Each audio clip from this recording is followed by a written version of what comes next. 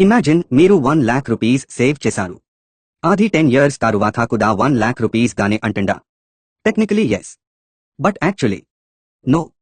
ఎందుకంటే ఇన్ఫ్లేషన్ వల్ల ఆ 1 lakh రూపీస్ వాల్యూ గ్రాడ్యువలీ తగ్గిపోతుంది. అంటే మీరు మనీ లూజ్ అవ్వట్లేదు, కానీ మనీ పర్చేసింగ్ పవర్ లూజ్ అవుతుంది. ఎగ్జాక్ట్లీ అందుకే ఇన్వెస్టింగ్ ఇంపార్టెంట్. ఈ వీడియోలో మనం డిస్కస్ చేద్దాం. ఎందుకు ఇన్వెస్ట్ చేయాలి? సేవింగ్ అండ్ ఇన్వెస్టింగ్ మధ్య డిఫరెన్స్ ఏంటి? ఇన్వెస్టింగ్ ఎలా మన మనీని గ్రో చేస్తుంది? ఎర్లీగా స్టార్ట్ చేస్తే ఎంత బెనిఫిట్ ఉంటుంది? బిగినర్స్ చేసే కామన్ మిస్టేక్స్ ఏంటి? వీడియో కంప్లీట్ గా చూడండి. అండ్ లో ఇన్వెస్టింగ్ గురించి కంప్లీట్ క్లారిటీ ఉంటుంది. What is investing? First basic question. Investing అంటే ఏంటి? Simple definition. ఇన్వెస్టింగ్ మీన్స్ మీ మనీని ఫ్యూచర్ లో ఇంకా ఎక్కువ మనీ జనరేట్ చేయడానికి ఉసే చేయడం. ఎగ్జాంపుల్, మీరు 10,000 రూపీ బ్యాంక్ అకౌంట్ లో పెట్టి అన్టచ్డ్ గా ఉంచారు. 1 year తరువాత స్టిల్ అరౌండ్ 10,000 రూపీస్ ఉంటుంది. కానీ అదే మనీని ఒక ఇన్వెస్ట్మెంట్ లో పెడితే అది రిటర్న్స్ జనరేట్ చేయొచ్చు. Example, stocks, mutual funds, gold, real estate, bonds. వీటిలో మనీ ఇన్వెస్ట్ చేస్తే మీ మనీ ఫ్యూచర్ లో ఇంక్రీజ్ అయ్యే ఛాన్స్ ఉంటుంది. సింపుల్ గా చెప్పాలి అంటే saving protects money, investing grows money. ఇదే biggest difference. Why saving alone is not enough? చాలా మంది అనుకుంటారు, నేను సేవ్ చేస్తున్నా కదా, ఇన్వెస్ట్ ఎందుకు? Let's understand. సపోజ్ టుడే ఒక bike price 1 lakh rupees. Inflation yearly average 6% అనుకుందాం.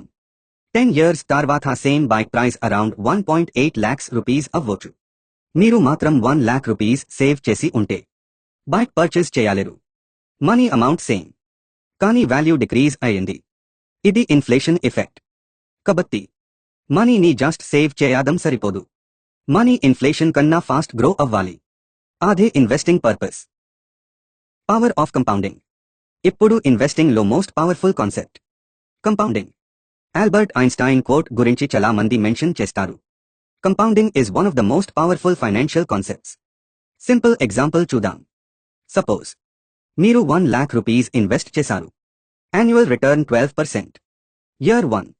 1 lakh rupees becomes 1,12,000 rupees. Next year, interest only 1 lakh rupees మీద కాదు, 1,12,000 rupees మీద calculate అవుతుంది. Again next year, interest previous interest మీద కూడా వస్తుంది. అంటే money itself starts earning money. ఇదే compounding. Imagine, small snowball mountain పైన roll అవుతుంటే స్లోగా స్టార్ట్ అవుతుంది, కానీ గ్రాడ్యువలీ హ్యూజ్ బాల్ గా అవుతుంది. కంపౌండింగ్ కూడా ఎగ్జాక్ట్లీ అలేన్ వర్క్ చేస్తుంది. టైం ఎక్కువ ఉంటే గ్రోత్ ఎక్కువ. Start early versus start late. Let's compare two friends.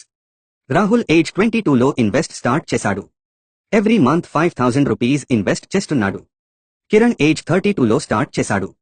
Same 5,000 rupees. Same investment, same returns. Difference ఏంటి? Only 10 years. బట్ రిటైర్మెంట్ టైంకి Rahul wealth almost double or even more అవ్వచ్చు. Reason? Extra money కాదు, extra time. Investing లో time is more powerful than amount. అందుకే financial experts చెప్తారు, best time to invest was yesterday, second best time is today. Why people don't invest? చాలా మంది investing start చేయరు. Reasons ఏంటి? Reason number 1, I don't have enough money. Wrong. Today SIPs even 500 rupees నుండి start అవుతాయి. Reason number 2, investing అంటే risky. Actually not investing also risky. Inflation silently money వాల్యూని reduce చేస్తుంది. Reason number 3, నాకు knowledge లేదు. Knowledge video చూస్తూ, books చదువుతూ స్లోగా డెవలప్ చేసుకోవచ్చు. రీజన్ నంబర్ 4, పర్ఫెక్ట్ టైం కోసం వెయిట్ చేస్తున్నా. పర్ఫెక్ట్ టైం ఆల్మోస్ట్ ఉండదు. Consistency is more important. Beginner tips. If you are a complete beginner, remember these points. Number 1. Emergency fund first. Around 3 to 6 months expenses save cheskondi. Number 2. High interest loans clear cheyandi. Number 3. Small amount though start cheyandi. Consistency maintain cheyandi. Number 4. Long term mindset maintain cheyandi. Daily market fluctuations చూసి panic avkandi. Number 5. Invest only after understanding. Never invest because someone on social media said so. Research cheyandi. Understand cheskondi. Then invest. Stock market అంటే అసలు ఏంటి? చాలా మంది stock market అంటే డబ్బులు రెట్టింపు అయ్యే చోటు అనుకుంటారు. ఇంకొంత మంది ఆది జూదం అనుకుంటారు. మరికొంత మంది ఆది పెద్ద పెద్ద కోటీశ్వరుల కోసమే అనుకుంటారు. కానీ నిజానికి స్టాక్ మార్కెట్ ఈ మూడింటిలో ఏది కాదు. స్టాక్ మార్కెట్ అనేది ప్రపంచంలో ఉన్న గొప్ప బిజినెసెస్ లో మనం చిన్న భాగస్వామిగా మారే అవకాశం ఇచ్చే ఒక వ్యవస్థ. ఒకసారి ఆలోచించండి, మన ప్రతిరోజు ఉసే చేసే ప్రొడక్ట్స్, సర్వీసెస్ వెనకాల ఉన్న కంపెనీస్ ఎంటా పేధావు. మనం మార్నింగ్ లేచిన దగ్గర నుండి రాత్రి పడుకునే వరకు ఏదో ఒక కంపెనీ ప్రోడక్ట్ లేదా సర్వీస్ ని యూజ్ చేస్తూ ఉంటాం. मोबाइल ओका कंपनी ढी, इंटरनेट मारो कंपनी ढी, पेट्रोल मारो कंपनी ढी, मेडिसिन्स मारो कंपनी ढी, फूड प्रोडक्ट्स मारो कंपनी ढी. ఈ కంపెనీస్ యానీ బిజినెస్ చేస్తూ ప్రాఫిట్స్ సంపాదిస్తున్నాయి. కానీ ఆ ప్రాఫిట్స్ మొత్తం ఒక్క ఓనర్ కి వెళ్ళవు. ఎందుకంటే చాలా కంపెనీస్ కి ఒక్కడే ఓనర్ ఉండదు. లక్షల మంది ఓనర్స్ ఉంటారు.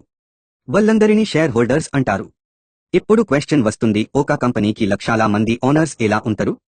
ఇక్కడే షేర్ అనే కాన్సెప్ట్ వస్తుంది. ఒక కంపెనీ తన ఓనర్షిప్ ని చిన్న చిన్న భాగాలుగా డివైడ్ చేస్తుంది.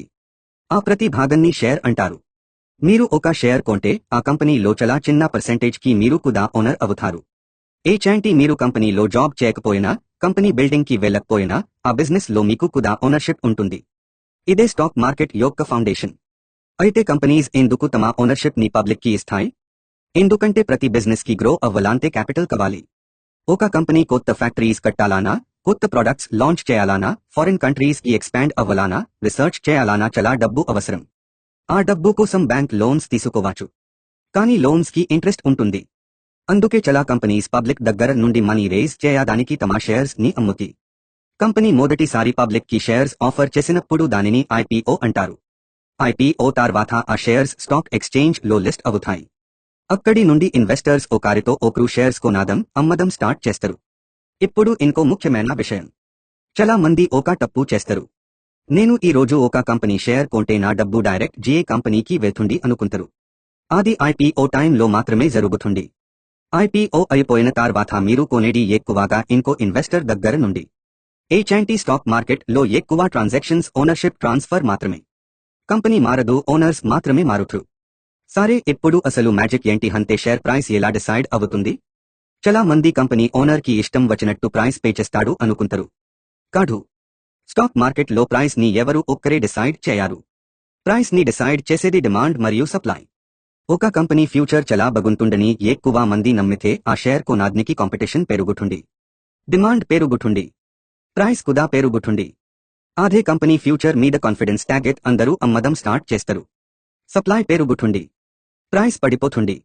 అందుకే స్టాక్ మార్కెట్ అనేది నంబర్స్ గేమ్ కంటే సైకాలజీ గేమ్ ఎక్కువ. ఫియర్, గ్రీడ్, హోప్, పానిక్ ఈ 4 ఎమోషన్స్ ప్రతిరోజు షేర్ ప్రైసెస్ ని ఇన్ఫ్లుయెన్స్ చేస్తూ ఉంటాయి.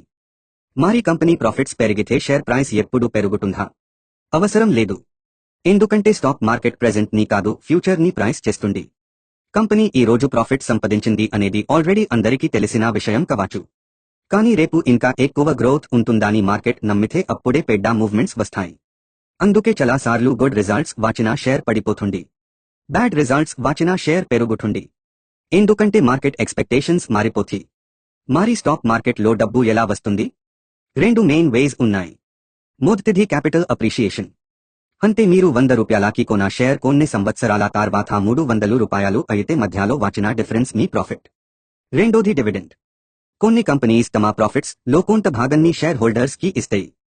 అంటే కంపెనీ బిజినెస్ బాగా చేస్తే ఓనర్ గా మీకు కూడా రివార్డ్ వస్తుంది. కానీ ప్రతి ఇన్వెస్ట్మెంట్ ప్రాఫిట్ ఇవ్వడు. కంపెనీ బిజినెస్ బాగా చేయకపోతే, ఎకానమీస్ లో అయితే, వార్స్ వచ్చినా, ఇంట్రెస్ట్ రేట్స్ పెరిగిన, గవర్నమెంట్ పాలసీస్ మారినా షేర్ ప్రైసెస్ పడిపోవచ్చు. అందుకే స్టాక్ మార్కెట్ లో రిస్క్ కూడా ఉంటుంది. రిస్క్ లేకుండా రిటర్న్స్ రావు. కానీ నాలెడ్జ్ దో రిస్క్ ని తగ్గించుకోవచ్చు. అందుకే ఇన్వెస్టింగ్ అంటే కేవలం షేర్ కొనడం కాదు, ఒక బిజినెస్ ని అర్థం చేసుకొని దేనిలో ఓనర్షిప్ తీసుకోవడం. ఇంకో పెద్ద మిస్కన్సెప్షన్ ఏంటి అంటే స్టాక్ మార్కెట్ అంటే ట్రేడింగ్ మాత్రమే అనుకుంటారు. నిజానికి ట్రేడింగ్, ఇన్వెస్టింగ్ రెండు వేరు. ట్రేడింగ్ లో కొన్ని గంటలు లేదా రోజుల్లో ప్రైస్ మూవ్మెంట్స్ ద్వారా ప్రాఫిట్ ఎర్న్ చేయాలని చూస్తారు. ఇన్వెస్టింగ్ లో మాత్రం కంపెనీ బిజినెస్ ని చూసి సంవత్సరాల పాటు హోల్డ్ చేస్తారు. ప్రపంచంలో ఎక్కువ వెల్త్ క్రియేట్ చేసింది కూడా లాంగ్ టర్మ్ ఇన్వెస్టింగే. చివరిగా ఒక విషయం గుర్తుంచుకోండి. స్టాక్ మార్కెట్ అంటే స్క్రీన్ మీద కనిపించే గ్రీన్ మరియు రెడ్ క్యాండిల్స్ కాదు. అవి కేవలం ప్రైసెస్ మాత్రమే.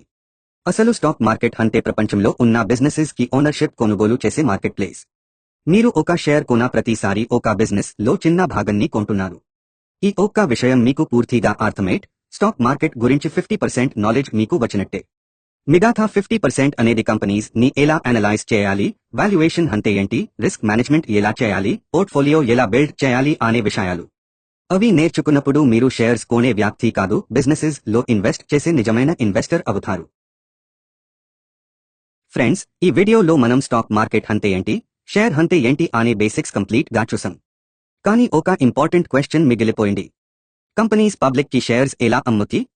ఐపీఓ అంటే ఏంటి? ఐపీఓలో ఇన్వెస్ట్ చేయడం ఎలా? ఐపీఓలో ప్రాఫిట్స్ ఎలా వస్తాయి? ఈ అన్ని విషయాలని నెక్స్ట్ వీడియోలో కంప్లీట్ గా సింపుల్ తెలుగులో ఎక్స్ప్లెయిన్ చేస్తాను. కాబట్టి ఆ వీడియో మిస్ అవ్వకుండా ఇప్పుడు మార్కెట్ ఐక్యూని సబ్స్క్రైబ్ చేసి బెల్ ఐకాన్ ని ప్రెస్ చేయండి. మళ్ళీ నెక్స్ట్ వీడియోలో కలుద్దాం.